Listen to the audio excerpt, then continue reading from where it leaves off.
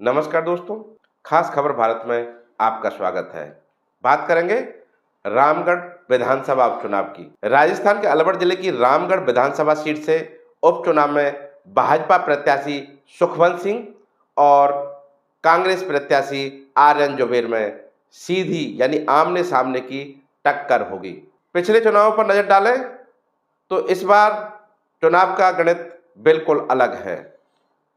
पहले ये चुनाव त्रिकोणीय रहा है, जिसमें तीसरे मोर्चा ने वोट काटकर एक दूसरी पार्टी को जीत दिलाई है। जब तीसरे मोर्चा यानी बसपा या आसपा से हिंदू प्रत्याशी खड़ा हुआ तो भाजपा हारी, और जब मुस्लिम प्रत्याशी आया तो कांग्रेस हार गई, क्योंकि उससे जाति और धर्म के वोट कट गए। लेकिन इस बार उपचुनाव में तीसरा मोर्चा यानी बसपा और आसपा के नहीं आने से किसी भी पार्टी की राह आसान होती नहीं दिख रही है, क्योंकि भाजपा से बगावत करने वाले जय आहूजा के तेवर तीसरे दिन ही ढीले होने से कांग्रेस की टेंशन बढ़ गई है। जय आहूजा अपनी ही पंचायत में भाजपा नेताओं के सामने सरेंडर कर गए। ये तो क्लियर है कि भाजपा में बगावत पर विराम लग गया है, लेकिन भाजपा में अभी भीतरघात का जो खतरा है वो टला नहीं है। अगर भाजपा भीतरघात को रोकने में सफल होती है तो सफलता की राह भी आसान हो जाएगी। भाजपा नेताओं को यह भी पता है भीतरघात कौन कर सकता है, जिससे कांग्रेस को सीधे तौर पर फायदा पहुंचेगा। हालांकि भीतरघात को रोकने के लेकर भाजपा भी चौकन्नी है, क्योंकि भाजपा प्रदेश में सत्ता में रहते हुए हर कीमत पर रामगढ़ सीट को अच्छे मतों से जीतना चाहेगी। रामगढ़ सीट से तीसरा मोर्चा यानी बसपा और आसपा से चुनावी मैदान में हिंदू प्रत्याशी आने से कांग्रेस जीत दर्ज कर पाई। तीसरा मोर्चा हिंदू वोटों को विभाजित करता रहा और कांग्रेस को फायदा पहुंचाता रहा।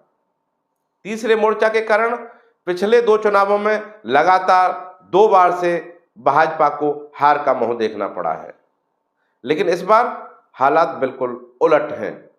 अभी तक बसपा और आसपा की चुनाव में एंट्री नहीं हुई है और नामांकन की आखिरी तारीख 25 अक्टूबर भी समाप्त हो चुकी है। हम पिछले वर्षों का रिकॉर्ड देखें तो 2008 में तीसरे मोर्चा से यानी बसपा से फजलू खान खड़े हुए और वे 8,129 वोट पर सिमट गए।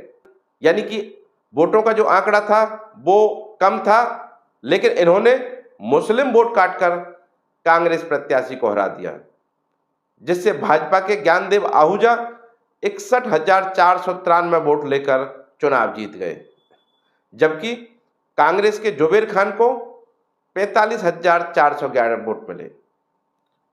2013 में भी बसपा से फजलू खान को ही टिकट मिला और वे फिर भी 7,790 मतों पर ही सिमटे, लेकिन जो वोट काटे वे वोट मुस्लिम थे।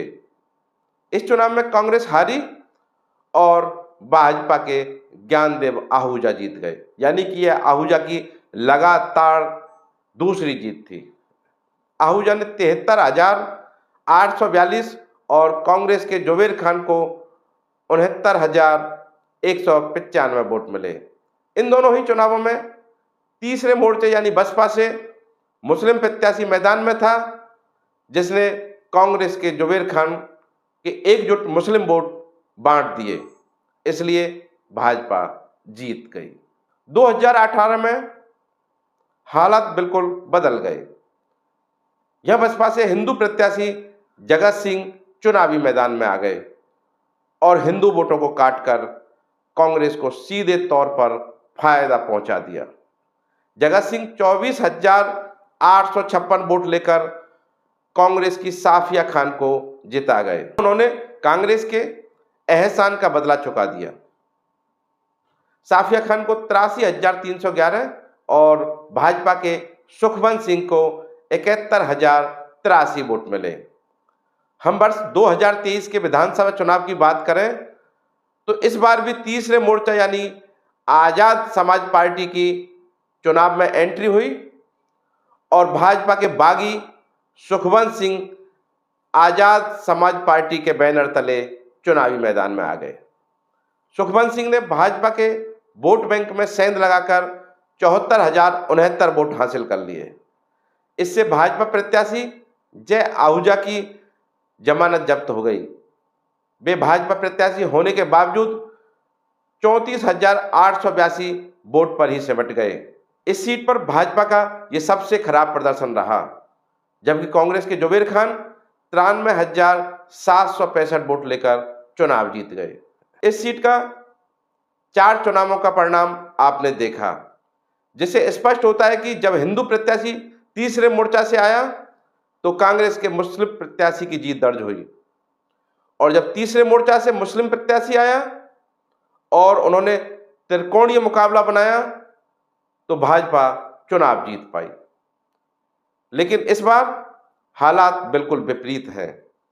इस बार अभी तक तीसरा मोर्चा गायब है। ऐसे में भाजपा भीतरघात को रोककर वोटों का ध्रुवीकरण करने में सफल रही तो जीतने की उम्मीद बढ़ जाएगी, क्योंकि इस बार भाजपा को नुकसान पहुंचाने के लिए चुनावी मैदान में अभी तक ना तो कोई बागी है और ना ही कोई हिंदू प्रत्याशी जो हिंदू वोटों को काटकर जीतने की राह में रोड़ा बन सके।